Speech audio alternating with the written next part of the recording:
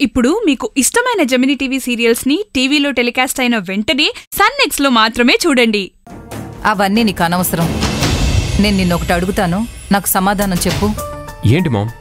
నువ్వు ఒక అమ్మాయిని ప్రేమించానన్నావు కదా, ఎవరా అమ్మాయి?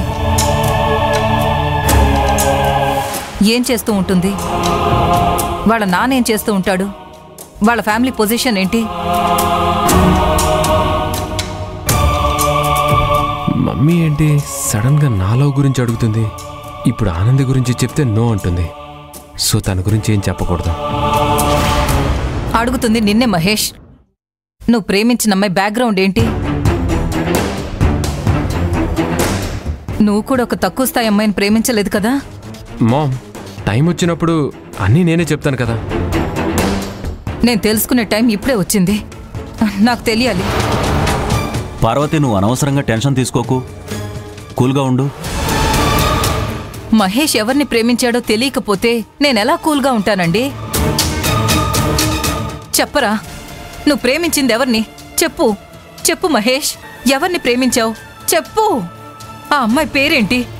ఆ అమ్మాయి ఏం చేస్తూ ఉంటుంది? చెప్పు. మాట్లాడవేంటి? చెప్పు. పార్వతి, పార్వతి, దియా వాటర్ తీసుకురా. మామ్, మామ్, పార్వతి త్వరగా. మామ్, పార్వతి,